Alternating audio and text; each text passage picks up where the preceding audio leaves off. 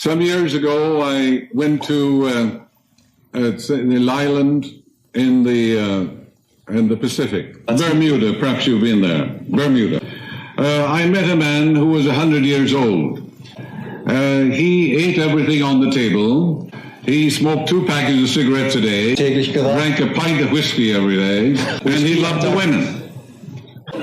What's wrong with that? I asked him the secret of longevity. Well, he said, it's very simple. He said, I have no grudges, no peeves, no resentment, no hatred. Every time, he said, when I open my eyes in the morning, I say, this is the day the Lord hath made. Rejoice and be glad in it. Biblical. Then he said, I say for about 10 or 15 minutes every morning, the rejuvenating, revitalizing power of God Almighty flows through me like a golden river, vitalizing, transforming every atom of my being, so that every atom of my being dances to the rhythm of the eternal God. He found the secret of life. The secret of life is joy, inner peace, the invisible ingredient. In the National Geographic magazine, a worldwide magazine, there was an article some years ago by a professor from Harvard, a medical doctor, a distinguished scientist on nutrition. He went to the Hunza territory near Nepal, in the south of Russia. He found people 110, 135, and some 150 years of age. They all sit around the table. They drink vodka, all kinds of wonderful food. But he said their diet is contrary to all the laws of hygiene or diet that we know of in the Western world. They don't seem to know anything about the calories that we have established. He cites the story of one woman, 135 years old. She's smoking all the time. He said, how many cigarettes do you smoke? 2 packages a day, she said. And then she had vodka for breakfast. And he said they had tumblers of wine for every meal. He said he had to drink so much wine he was drunk. He found some women and some men in the fields working, 120, 125 years old. What was the invisible ingredient? Inner peace, equanimity, serenity, goodwill, and the laughter of God, full of laughter. The only being in all the world who can laugh is man. The reason for that is that God placed it in man so he'd get rid of his arrogance and pride. It's the finest way in the world to release tension. Anyone can begin to synchronize with God's river of peace. A wonderful exercise every morning would be the Psalms of God. The greatest prayers in all the world are in the Psalms. Nothing in all the world equals them. There are certain Psalms that people all over the world have used. These Psalms prevented them from the mouth of lions, from shipwreck, so-called incurable diseases, mountainous deaths, and fires on the ship. These experiences are in what we call the Akashic record. Akashic record. It's universal subconscious mind. In other words, these experiences of people all over the world are recorded, impregnated, indelibly written in the subconscious mind of the world, universal subconscious. You know, it is written, there's nothing lost in all my holy mountain. Therefore, when you use these Psalms with reverence and adoration, with veneration for things divine, you're tapping the same experience that these people had. And people are protected in miraculous ways. It's far better, of course, to know the inner meaning.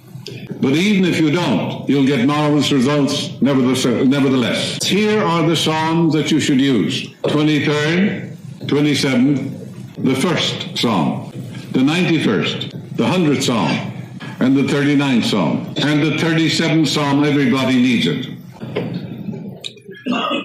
And you'll find wonders happening in your life. I talked to a woman who was jaded and bored and frustrated. Did you ever hear a person say, I'm bored to death? That person is looking down on others. When you look down on others, you're looking down on yourself. You're demeaning and demoting yourself from all angles. Everybody is an epitome of the divine. This woman had pains and aches and conflicts. Where peace is, there is no pain. Where love is, there is no cancer. Peace and pain do not dwell together. Harmony and discord do not live together. When you say divine law and order governs my life, you can't be on a train that gets wrecked. For the simple reason, harmony and discord do not dwell together. You can't be in an old car that coughs and stops on the freeway. You can't be married to the wrong man, and you can't be broke. That's not divine law and order. You can't be frustrated, neurotic, or insane. It's heaven's first law. Your greatest prayer is divine law and order governs my life through divine love. Use it all the time. This woman's nerves, she said, were jangled. She was suffering from insomnia.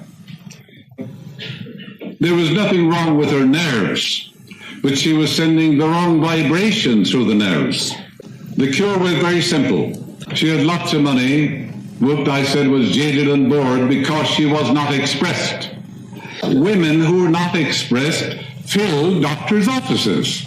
Many women don't belong in the kitchen at all. They're artistic, they're musical, they're maybe singers and so on. They seek to express themselves. When the old man says you must stay home, it costs him a small fortune. He has to pay Dr. Freitag a lot of money. I'm trying to put him out of business. But that is so true. If the husband had any sense at all, he would know that if his wife doesn't express her inner talents, she'll become a neurotic, sick, or get some disease.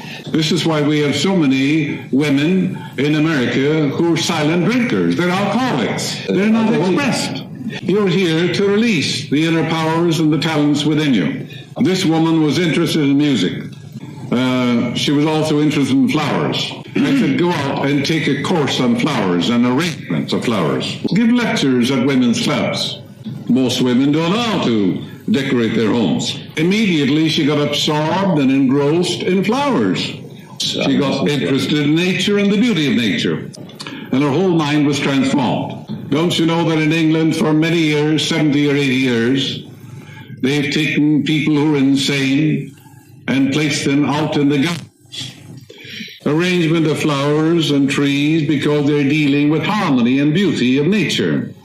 It's reordering the disturbed neurotic mind. Emerson, America's greatest philosopher, he was dying of tuberculosis. He wrote articles on nature. The trees, the flowers, the stars, the sun, the moon, everything appertaining to nature. One of the most beautiful things he wrote. He was filling his mind with beauty, order, symmetry, and proportion. He had a complete healing. He lectured all over the world, passed on over his 80s.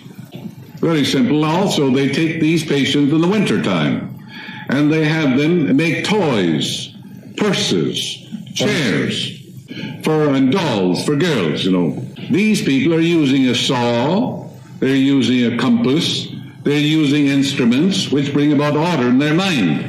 You know, the man went to a psychiatrist, and he said, I'm losing my memory. I can't remember anything anymore, he said. What'll I do? The psychiatrist said, you have to pay first. And that's one of the quickest ways to get a healing. What most people need is forgettery, not memory. They remember everything they shouldn't remember. Old grudges, old peeves, things that happened 50 years ago. Let me point out some weird ideas that people have about healing. Some years ago in New York, a young doctor got into trouble with women and so forth. He ended up in the mental institution. His sister was a Christian Scientist. She used to visit him every day and kept on praying for him. Months went by, nothing happened.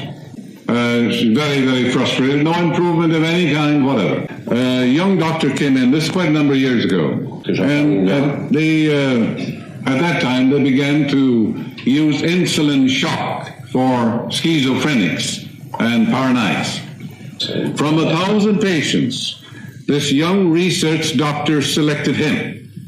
He gave him insulin shock. he was completely healed and walked out of the hospital free. His sister, instead of being glad, was furious and angry to think that her brother had to get shots to get a healing. What a frightful, insane, stupid attitude. That woman's prayer was answered. Instead of being grateful, she was angry. My ways are past finding out. My ways are past finding out biblical. My way, God's ways. My ways are not your ways. And as the heavens are above the earth, so are my ways above your ways. So healing came through the doctor. Her prayer was answered. All healing is spiritual. If your bones are broken and you don't get immediate results by prayer, you go to a bone surgeon, don't you? If you can't grow a tooth, go to a dentist. And if a man is bleeding to death on the sidewalk, and you mumble some prayers, and you don't staunch the blood, are you going to let him bleed to death? Don't you know that's murder? It is absolute murder. You would put on a tourniquet and you take him to a hospital, wouldn't you? If a child falls into the water or the ocean, and you speak the word and the child is in your arms, if you don't have that kind of faith, the best thing to do is to jump into the river and rescue the child. That's prayer also. If you can go from here to Berlin and dematerialize your body and be there, I would suggest, instead of walking, you take a bicycle or a car or an airplane.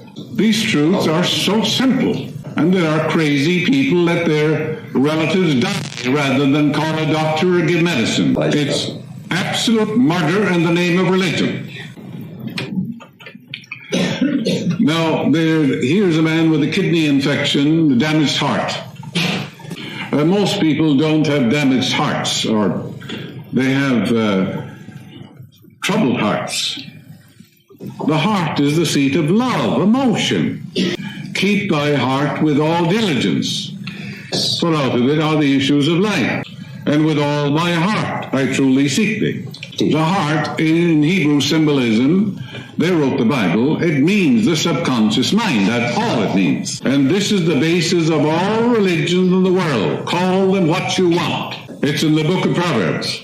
As a man thinketh in his heart, so is he. So does he become. So does he act. So does he experience. So does he express. That's the basis of all religions in the world. When shorn of their wrappings, trappings, superficialities, and externalities. Wrappings, trappings, superficialities, externalities, creed, dogma, tradition. Yeah, in the old liturgies, wafers, wine, all these things mean nothing. It is what you believe in your heart that is made manifest, not what you believe with your lips. To know your religion, I have to know your emotional espousals. What you really believe deep down in your heart about God, life, and the universe. I would have to know your fears and superstitions, because whatever is impressed in the subconscious mind must come forth on the screen of space. Screen of space, the world, objective world. That's when a man knows that, he has some education. It's not what you think with your head, it's what you think in your heart. Ideas emotionalized, put on wheels, impressed in your deeper mind, good or bad, are made manifest. That's the only religion in the world. Whatever ideas emotionalized, felt as true. These are the things that are made manifest in their experience. In other words, man is belief expressed. It is done unto you as you believe. The law of life is the law of belief. That's the whole law. To believe is to live in the state of being it. It's made of two words, be and alive. Be alive. Believe. To be alive to something. The law of life is the law of belief. To believe something is to accept it as true. It may be an absolute lie. The whole world believes a lie. When they hear the truth, they think the truth is a lie. It's very simple in your Bible. It's done unto you the way you believe. What should you believe in? In the guidance of God. in the love of God, in the harmony of God, in the abundance of God, in the goodness of God in the land of the living, and in the abundant, joyous life. The only thing you ever experience in this life is what you believe subconsciously. For what is impressed is expressed. That's right.